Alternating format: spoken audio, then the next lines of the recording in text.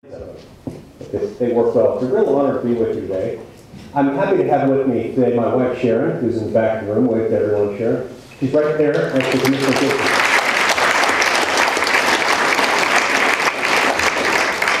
Sharon's my best friend. She's the mother of our 3 children, my high school sweetheart, and I'm glad to have her with me today. I lost her walking into the room. All of a sudden I turned around, she wasn't there. I thought, maybe she's finally got wise and decided to run for the hills, but I'm glad she's still with me. Weber State is an outstanding community. This is a great place. It's a wonderful town. Both of my maternal grandparents grew up right here in Ogden. My maternal grandfather, Smith B. Griffin, was the student body president here at Weber State in the late 1920s. And I share a love for this campus in part because of him and in part because of the many other great friends, people I know who have had a connection to this campus over the many years. So many of you and so many aspects of this community are examples of what really makes America great. There are people in this community who, motivated by nothing other than a desire to make the world a better place in which to live, will serve their neighbors, serve one another, and help one another. And that's really what adds to the sense of community. And it's that sense of community that makes this the greatest civilization the world has ever known. We've got communities like this one scattered across the United States. No 2 communities are the same, and certainly no community is like the Weber State University campus. And yet America is populated by community after community that follows this model. And this really, this sense of community, is what undergirds our entire republic. It's the first self-evident truth asserted in our Declaration of Independence and reinforced by our Constitution, that we have a basic love of our fellow beings and of our communities that impels us toward better behavior, that impels us toward taking care of those around us. The lesson is that with our rights to live in freedom, come great responsibilities. Sometimes we have to begin this process by recognizing what rights we have and asserting them. I've learned to do that. I've had to learn to do that in my experience in the Senate. When I was elected in 2010, and when I took office in January 2011, I was 39 years old.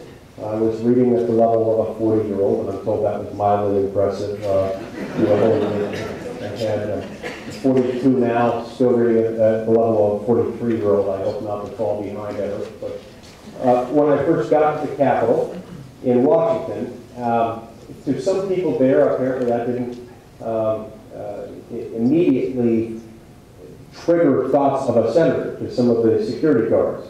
I didn't immediately look like a senator to some of them. And so I found myself getting, well, carded when I got to the Capitol to go cast my votes. I wasn't used to getting carded, but it happened. I would go to the Senate floor to vote, and as I was walking into the Senate chamber, these burly, heavily armed police officers would look at me as if to say the door for the interns is over there, and have to produce my ID. I'll even show it to you. This is kind of a different identification card. It says United States Senator representing Utah. It's my picture and my name, and it says expiration January 3rd, 2017. I don't know whether that's when I personally expire or my term of office. They would look at it, make sure the tamper resistance strip was intact, and sort of shrug their shoulders and say, well, I guess we have to let him in. And it works well, but it's cumbersome to do that. After a while, I just sort of shortcut to that little ritual.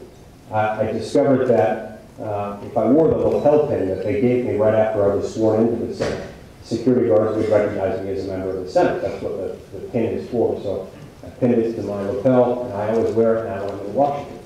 I call it my Sorry Senator pin because when I'm wearing it, if I get carded, I point to it and they say, sorry Senator, you can come on in. Most of the time it works like a charm. Every once in a while it fails. Once after I had been at this for quite a while, I was already inside the Senate chamber casting my votes, and I had one arm gently resting on one of the desks there in the Senate chamber. And one of the non-uniformed security officers came up and asked me in a fairly brusque tone of voice, "Excuse me, will you please not lean on the senator's desk?" I thought it was strange. He didn't say on your desk or this desk, he said the senator's desk, and I responded well to authority and said, "Terribly sorry, it won't happen again." They're protective of these desks. Some of these desks are about 200 years old, well, almost as old as some of my colleagues, and so I understood why they wanted to protect them. And then he said, "Are you with the minority?" I thought that was a strange question. I said, "Well, what do you mean? I'm this voter on the next. I do have an independent streak. I don't always vote with my party, but I'm not sure what you're interested in how I'm voting." And he said, "No, do you work for the minority leader?" And I said, "Well, Mitch McConnell is our minority leader. I mean, I don't know that I work for him. I sort of work for the people of my state." And then he said, "No, are you part of the minority leader's staff?" And then I realized, oh, he doesn't see the pin. So I pointed to the sorry senator pin, and what I got in response was a blank stare. He didn't get it. So at that point, I knew I was going to have to do the difficult thing. I was going to have to use my title. I don't like using my title. It just feels awkward. I especially didn't during that first few months. So I kind of mumbled it. I said, I'm Senator Lee. He said, "What?" I said, "Okay, my name is Mike Lee. I represent a state called Utah. It's sort of squarish. It resembles the chairs in the Rocky Mountains." And at that point, he got it, but all the color drained from his face, and he said in one hurried breath, "I'm terribly sorry. My name is Steve, if you want to report me." And then he ran to the door. I felt bad because he seemed like a nice guy. I didn't want him to get in trouble or think he was in trouble. I chased after him. He was too fast. So now every time I pass Steve in the hall, I say, "Hi, Steve," and I smile, just so he knows that we're friends. Only recently did it occur to me. His name's probably not Steve. Probably Bob, Steve's the guy he works with, who he regards as his government. One way or another, we can all learn something from that story. That story, for me, is about much more than getting carded on the Senate floor. It's about much more than what I have to do when I vote. It's about much more than just the Senate. I had to assert my right to be there that day in order to cast my vote. Even when it became awkward, I had to assert my right to be there. Had I not asserted it, I might have found myself in handcuffs being hauled off, much to the amusement of some of my colleagues, who might have just waited a few minutes before telling me, it's okay, you can be here. But had that happened, I would have lost something that day. So sometimes one must assert oneself or one's rights. This applies not just to senators, but to all of us as citizens. There are a lot of our rights that you could say are arguably somewhat self-executing. In the sense that when you think about your rights, there are some that are sufficiently obvious they're going to be followed more or less universally. I would dare say that if you're pulled over later today by a member of the Weber County Sheriff's Office, the Ogden City Police Force, or the Utah Highway Patrol, they're not going to ask you whether you went to church on Sunday and issue you a citation. If you didn't, if that happens, by the way, give me a call. I'll rush into something to help you. They're probably not going to do that because that one's sufficiently obvious and well established, widely followed, that probably won't happen. There are other rights within our system that are a little bit more obscure or not as well understood, not as widely followed, such that we have to be aware of them. We have to look out for them. We have to assert them on a regular basis, lest we get to the point where we might lose them by acquiescence, lose them as a result of our failure vigorously to assert them. Now, one's rights in the United States are necessarily a very important, essential part of being a citizen. And it's important also to remember that in the United States, we're not subjects. We're not the government's subjects. Here, the people rule.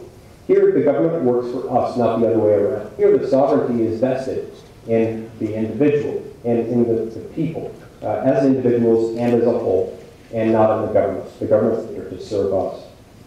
We must also always remember that as Americans, we're free to assert these rights not because we are superior to other people, but because of our common and virtuous belief that we all embrace as a society, that belief that all men are created equal. That's what makes us great. In other words, we're great not because of who we are, but because of the things we do. The things we do are informed and motivated by the things that we believe, the universal truths that we espouse, that not everyone else in the world espouses. With these rights, and with that understanding, comes responsibilities. Comes responsibility, for example, to serve. We see this in civil society every day. We see it with a neighbor serving a neighbor, a teacher taking additional time to help a struggling student after class, a priest or a rabbi or a bishop who serves members of that congregation, a child who stands up for another child against a bully. America is great because we are full of people who do those kinds of things, who take risks on behalf of other people, take risks in order to serve.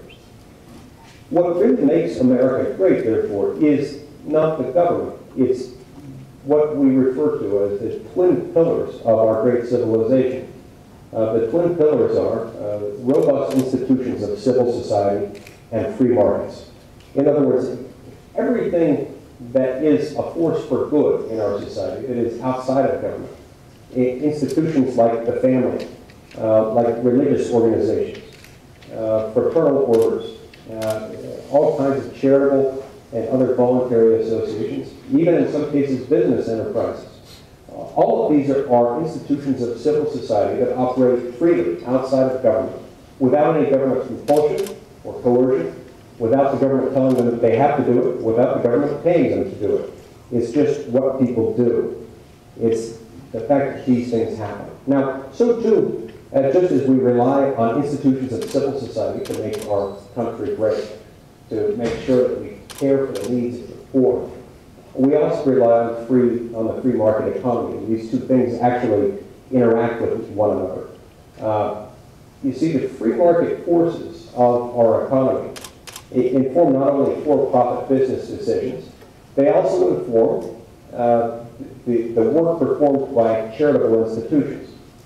In other words, whether you are in the business of manufacturing jet aircraft parts, or whether you're in the business of running soup kitchens, in one way or another, you're serving a need, you're filling a void, you're doing something that someone else needs.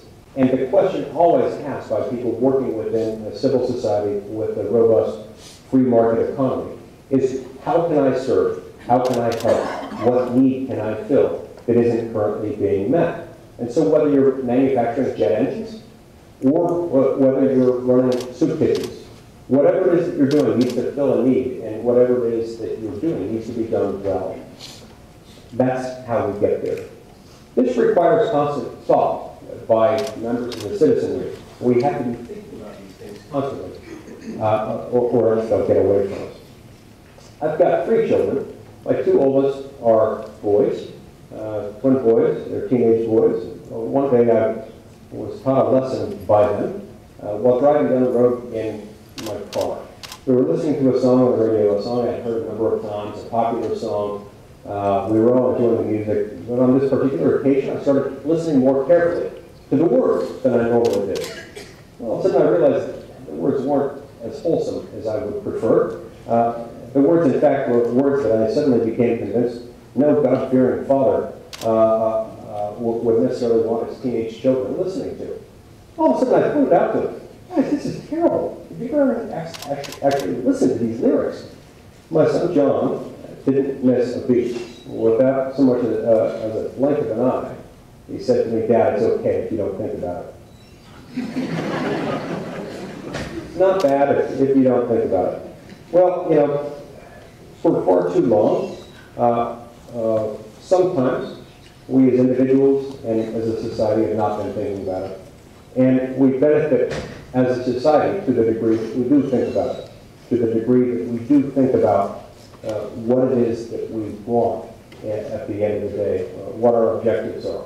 I think most Americans, regardless of their political persuasion or party affiliation, want to live in a society that has certain characteristics. They want to live in a society in which everyone has an opportunity, in which everyone, regardless of their station at their birth, has the capacity to work their way up the economic ladder in this country and to provide a better living, a better way of life for their children than what they had as children.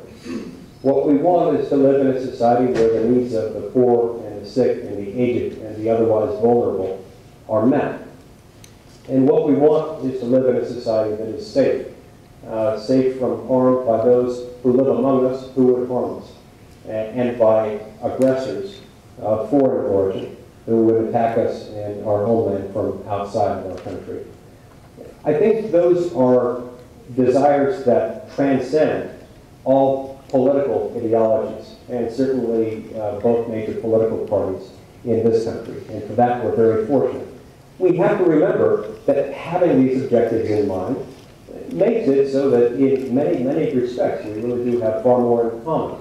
There is far more that unites us than divides us. And we therefore need to look for ways constantly when we can find those things, those policies that will promote those end outcomes and unite behind those because we can get there. We see that at the end of the day, there are certain things that have interfered with this American dream. In other words, from the very outset, our country, even before we became our own country, became a popular place to live, became attractive to would-be immigrants for one simple reason, because of the fact that it was a land of opportunity, and has been throughout our entire history. Not just our entire 237-year history as an independent nation, but even prior to the revolution, even prior to independence. So that's what we have to preserve as a nation, is that set of conditions that make this a land of opportunity. And yet today I want to talk to you a little bit about how opportunity is being threatened, how it's been undermined at every level on the economic ladder. People today are seeing that there is in some ways less opportunity than what we've had in this country in prior ages. Let me start at the bottom end of the economic ladder to explain what I mean. At the bottom of the ladder, we have those people who just at the outset want to get by. They want to find a way to provide for themselves and for their families. They're struggling just to get by. Not only are they living paycheck to paycheck, there might not be a paycheck. They're people who want to make sure that they get to a point where they can live comfortably and without fear of hunger or serious wrong. In the past, what we've seen is that people in the bottom quintile of the American economy, those in the bottom 20% of income earners, those in the bottom economic 20% of this country, have normally been people who can be expected to move up the economic ladder throughout their lifetimes. And yet, according to a very recent study released just this summer, for the first time in American history, today 40% of those occupying the bottom quintile, the bottom 20% economically in this country, 40% of that bottom 20% can expect to remain in the bottom 20% throughout the duration of their lifetimes. This is sad, this is disturbing, this ought to be alarming to every one of us, regardless of your age, your religious background, your political affiliation, your political ideology. That ought to be disturbing to all of us. If nearly half of all those born into the poorest 20% of our economy are going to stay there, what does that say about the American dream? What does that say about what it is that we need to change in our country? There was another statistic that was released just about 2 or 3 weeks ago. It was released by the Keynote Institute, and it was published in the National Review a few days later.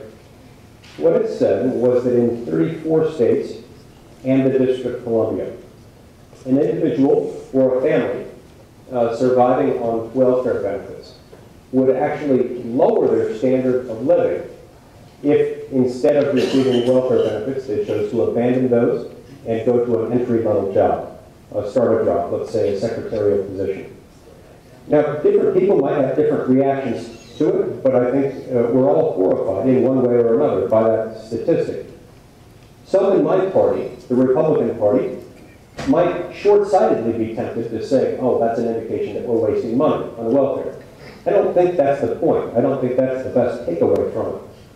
I think the best takeaway from it is that it's sad that we've set up a condition in which we're locking people into poverty. If for whatever reason our welfare system is set up in such a way that it disincentivizes, it makes it difficult, it makes it painful to go from receiving welfare benefits, which are at least stable and steady, if inadequate to take one fully out of poverty. If we're creating an artificial disincentive for people to go off of those and go to their first job, then we're going to keep them in that condition of poverty. Because if you stay in that condition, where you're receiving only welfare and not working, you'll never have your first job. And without your first job, you'll never have your second job or your third. You'll never have your first pay raise or your second or your third. You won't ever find yourself climbing your way up that economic ladder. And so that ought to be disturbing to all of us. And the most liberal among us and the most conservative among us ought to look at that and start to look toward ways that we can find to stop that condition in which we trap people in poverty. Let's go next to the opposite end of the ladder, to the top end. At the top end, we see a lot of people of privilege who are being propped up artificially. Those who, based on their connections within government, are able to harness either the regulatory or the spending power of government, usually the federal government, in such a way as to keep them at the top end of the economic spectrum, to keep them artificially at the top of the ladder, to exclude competition, to keep others from being able to climb the ladder. In other words, some of these people who are so benefiting, some of these people who have made it to the top of the ladder have found a way to sort of pull up the ladder from behind them, making it more difficult for others to grasp the ladder's lowest rungs and start climbing. This is bad, and this, like the other problem, is also the fault of government. The fault of a government that very often isn't thinking about it, isn't thinking through the consequences of its actions. The government must never be in the business of picking the winners and the losers in business for two independent reasons. First of all, it does a pretty lousy job at picking who ought to win. Because again, in a free market economy, in order to make any money at all, you've got to find a need. And you've got to fill that need and fill it better than others. If you want to make a lot of money, you're going to have to fill it probably better than anyone else. But if government gets involved and makes that decision will be based not on the basis of who's filling the most significant need in the best possible way. It'll be based instead on one's connections, one's pull, one's influence within government. But it's also wrong in that it normally involves the expenditure of significant funds and other resources by a government that's already overly taxed or overly indebted to its creditors to the tune of more than $17 trillion a year. So we've got government interference at the bottom end. Government's keeping people locked in poverty by disincentivizing people from getting into their entry-level jobs. At the top end, you've got government interference that keeps people at the top who don't belong there by artificially introducing barriers to competition. Let's go next to the middle. To the middle, where most Americans are most of the time. Where most Americans are, they find themselves in a position where they have enough to eat, they're providing for the basic needs of their family, but they really would like to do better. They really would like to have the opportunity to better their station in life and provide more fully for the needs of their family. They find, in many instances, that whenever they do see an income bump, a raise, whatever modest increase they might obtain in their income is very quickly eaten up by a combination of excessive taxation and by the secondary effects of excessive regulation. What isn't eaten up by those two is often consumed by excessive inflation brought about by fiscal policy that amounts to basically just printing a whole lot of money. When the government prints a whole lot of money, it makes everyone poorer. It makes especially the middle and lower income earners of our country poorer, the most vulnerable among us. We'll talk a little bit more about that later.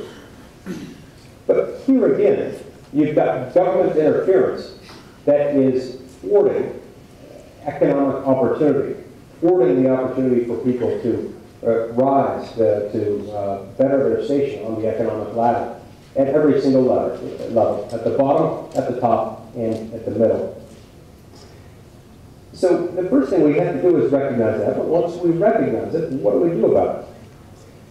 I think the first thing we have to do is to recognize that these twin pillars of what makes America great, that is a robust civil society that is voluntary, and a free market economy, those are two things that cannot be created by government. Government has tried to create them, and government all over the world has failed when it's tried to do so. Once these institutions are created, some governments have tried to take credit for them. You saw that in one way or another by the George W. Bush administration when it introduced a term that I really didn't like called compassionate conservatism that was designed to sort of involve and inject the operations of government into the operations of the institutions of civil society. While perhaps well-intentioned, as most new government programs are, that ultimately missed the point, which is that these institutions, market economies and voluntary civil society, exist outside of government, and we need to keep government out of them. So government can't create them, but government, unfortunately, does have the power to destroy them, or at least to weaken them very severely. And once it has destroyed them or severely weakened them, the government can't just turn off the switch or turn on another switch and expect thereby to push them right back into action. Government does have the power to destroy free markets and voluntary civil society. It does not have the power to recreate either one. Every single time we look to Washington to solve a problem or believe that big problems require big government solutions, if those solutions are those that typically have been and properly should be performed outside of government by civil society, the muscle of civil society starts to atrophy. It becomes weakened. I have a colleague, John Brassel, a senator from Wyoming, who's an orthopedic surgeon.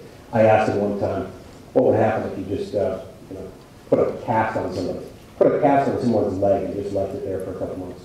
The leg's not broken, you just did it for fun. And he told me that you would cause all kinds of problems for the patient by doing that. I don't know why anyone would want to do that unless they wanted, maybe if they were a college student and they wanted to get attention from lots of people who would want to sign their cast or something like that. It's probably something that some guys would do in college, something that I would have considered having thought I'd been presented to. But the muscle becomes atrophied. You lose an enormous amount of muscle mass when you put your leg in that cast and you leave it there for a few weeks or a few months. So much so that you'd have to go through pretty extensive therapy once the cast is removed because you've lost a lot of muscle and a lot of function along with that muscle tissue that you've lost in that process. The same thing happens when the government tries to inject itself too much into that which is performed best by families, by religious institutions, by fraternal organizations, and other voluntary associations, charitable and otherwise. Those things start to atrophy. And that's one of the many reasons why we need to be mindful of the risks associated with getting the government involved too deeply and too much. The government can often create a lot of problems. Now, sometimes these things can be overwhelming. We look at all the problems that we have in our society, those that are directly traceable to the government and those that are not. And sometimes it's easy for us to check out and say, no, I'm not going to worry about that. It's not my problem. I'm not going to think about that problem or try to address it. Reminds me a little bit of a story that I'll tell you from a few years ago. I was traveling with my family through southern Utah, and on our way back home, we stopped at a Wendy's restaurant. And I was relatively newly married at the time, and I was trying to impress my wife, Sharon, by showing her that I was going to eat a healthy meal. Instead of ordering a hamburger, I ordered a salad bar. Really foolish in a way, because salads just aren't nearly as fun to eat as a cheeseburger. But regardless, it's what I chose to do that day. Well, going through the salad bar at Wendy's that day, this was 18 or 19 years ago. I don't even know if they have salad bars at Wendy's anymore. I think they just have pre-packaged salads. But so I was going through the salad bar and discovered that they had this big tub of chocolate pudding at the end of the salad bar. It was as though the salad gods had smiled upon me and were wanting to reward me for ordering something nominally healthy. So I put some chocolate pudding on my salad plate, just thinking this was such a smart decision on my part. And then, of course, I covered it with lettuce so that my wife wouldn't immediately see that I was putting it in. When I sat down with my salad, I naturally, of course, went for the pudding first. But it was horrible. It was nasty. I mean, it tasted like it had been allowed to sit out overnight for days on end, probably in 100-degree heat. And it was just really, really gross. So after taking one bite of it, I knew something was wrong. I immediately thought, somebody here needs to know about this. If I were the manager or the owner of this establishment, I'd want to know something about this so that I could get rid of it, so that other people didn't have the same unpleasant experience of eating something really nasty that was supposed to taste good. I found the first Wendy's employee that I could find. And I approached her, and in a hushed tone of voice, so as not to alert anyone else, I said, the salad bar, it has chocolate pudding. The chocolate pudding is not good. It's rancid, it's spoiled, it's gross, you need to get rid of it. She looked at me with her mouth open for a couple of seconds, and then she just said, I'm not on salad. And I didn't know quite how to respond. At first I said, I didn't mean to suggest that you were. I didn't know whether this was some cultural rift within the Wendy's employee establishment. Maybe calling someone a salad bar worker was offensive, if in fact they were making French fries. I don't know. I said I really didn't mean to suggest otherwise. I just thought you want to know so that you could inform whoever is on salad that they could get rid of it. She walked away. I'm not sure what she did. But it has made me wonder how many times as a citizen I might be tempted to say, I'm not on salad. I'm not going to worry about that problem. That problem is not my problem. Of course, as a Wendy's employee, I'm sure she had a responsibility to take care of it, and I hope that she did. But as citizens, I hope we remember that we are all on salad. When we see a problem, we ought to do whatever we can to the extent our circumstances allow us, in whatever way our circumstances might allow us, to help ameliorate that problem. Heroes can be found all over America, and they don't wear capes. They don't have a really cool logo emblazoned on their chest. They don't change in a phone booth. They're ordinary people.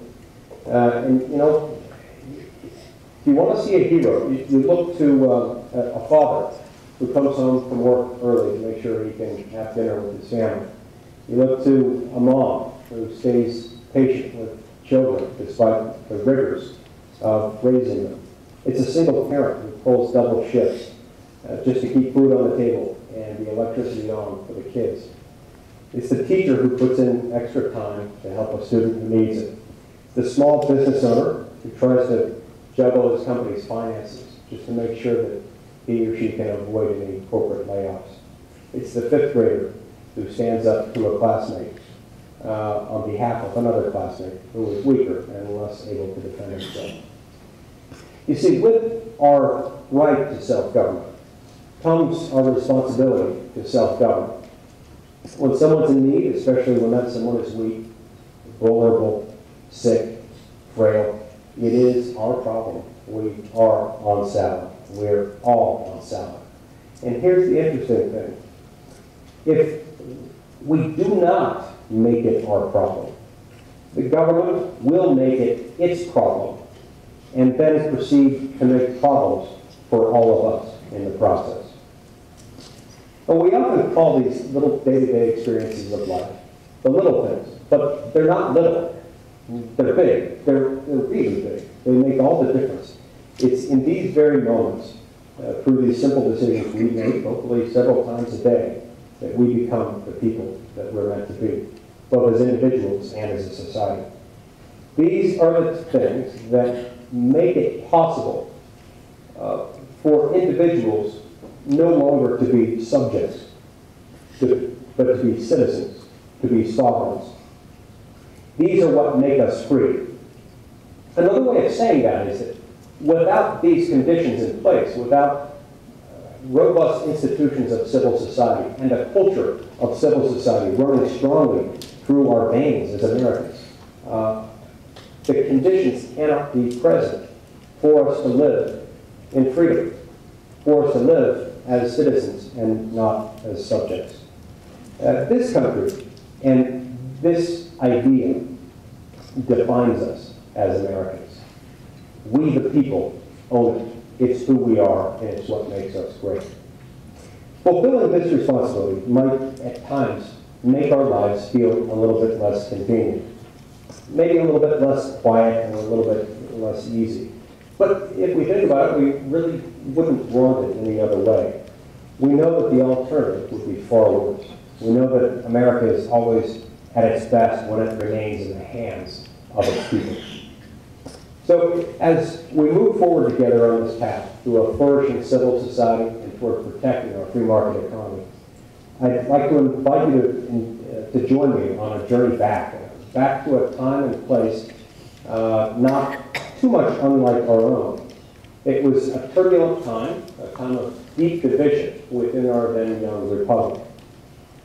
George Washington recorded the events of March 4th, 1797, which happened to be the last day of George Washington's second term, final term, as President of the United States. Washington wrote in his journal that day, "It was with a heavy heart that I left my room today, thinking not so much of myself as of our country. Walking out on the Chestnut Street in Philadelphia," Washington continued, "I was playing George Washington now, neither general nor president. Suddenly, I realized I was not alone. People were following me. At first, only a few, then a swelling crowd. For a long moment, I stood face to face with them. The young cobbler, the carpenter, the storekeeper, the laborer, all of them stood facing me. They said not a word. I realized that Providence was showing me a vision of America, of what it would become. I can feel assured that come what may, whether it be political bickering or any other evil in government, our country rests in good hands, in the hands of its people." Now, a similar crowd has gathered here today. I don't think I see many cobblers or coopers here. We've managed to replace those with other professions. But I do see a lot of educators. I see a lot of students. I see future engineers and doctors and lawyers and people of many other professions. I also see people who, I'm sure, in addition to being students or teachers or members of one profession or another, are current or future husbands and wives and mothers and fathers and friends. I'm confident that just as it was in 1797, our country today rests in good hands because it rests in the hands of its people, of these people, and of people just like you, just like us all across this country. Hand in hand, acting under the inspiration and according to the instincts of our better angels, and connected in the principle of civil society. It'll be we the people, and not the government, that will form a more perfect union and ensure that the vision of George Washington the one that he had on his last day of his final term as President of the United States, will continue to become the destiny of this great nation. Remember, service is a choice. Freedom is a choice. America is a choice. To build the communities and the nation that we envision, we must first choose to become the individuals Almighty God wants us to be. The ideals and the principles of America's founding generation, those that were asserted in the Declaration of Independence, and those that were subsequently enshrined in our now 226-year-old Constitution, are in place today, but we must continue to guard them today, every single day of our lives. In honoring our founders and our founding documents, I hope we can remember the words of one of my heroes, a man named Gordon B. Hinckley, who said, "We honor best those who have gone before by living their lives with excellence today." When we assert our rights and ourselves in such a way that we put civil society and country first, we'll be doing our part to ensure the greatness of our country. Not just the greatness of the country as it exists today, but that that same greatness will endure through the ages. There's not a tragedy ever when Americans aren't quick to respond. There's not a disaster where Americans are not there to offer relief. There's not a crisis in which Americans fail to bolster spirits, rush to assist, or stand to protect. We're great because we are good. And so it's my hope that together we can work to protect our institutions of civil society, and in the process allow government to do and continue to do what only government can do, while continuing to strengthen the muscle that is our society, the muscle that can be found only in our institutions of civil society. As we do so, we will benefit, every one of us. May God continue to bless this great community, this great university, the sovereign state of Utah, and the United States of America. Thank you.